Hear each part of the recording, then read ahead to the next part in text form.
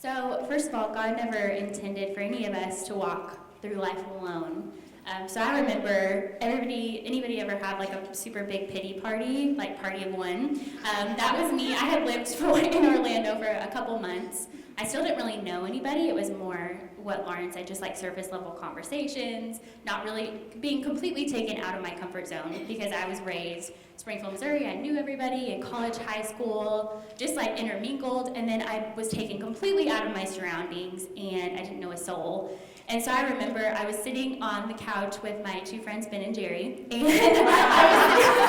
I was sitting there, and one of my friends, which she's like one of my lifelong friends, but she lived in Arizona, and so she called me and she was like, hey, I just wanted to check in with you. How are you doing? How's Florida? Your life looks glamorous on social media.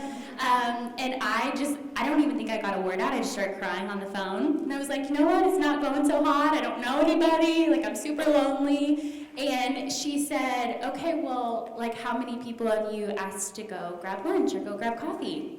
Silence on the phone. And she said, Lauren, like, did you get plugged in a church? Like, you've been there a couple months. Like, have you joined a community group? Are you serving anywhere? And that was like the biggest red flag for me was I hadn't done any of those things. I was too busy having my own pity party. And so that hit home because what I've learned is community, it doesn't have, like, the people don't have to look like you. So find those people who you may not normally seek out in a crowd. And it's okay if you have 5 or 10 minutes of community, or maybe it's just 2 minutes.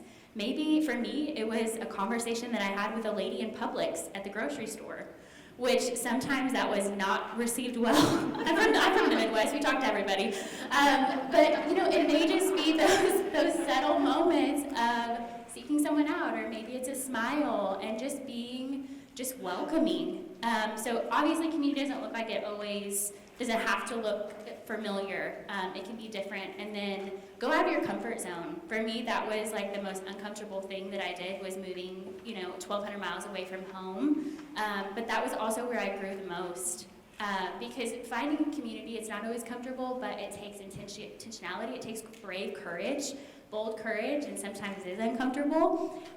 But when you do it, God just opens doors, and He makes it work. And some of my greatest friends that I met was in a stage of being uncomfortable. So I look back and I laugh, and still turn to Ben and Jerry every now and then.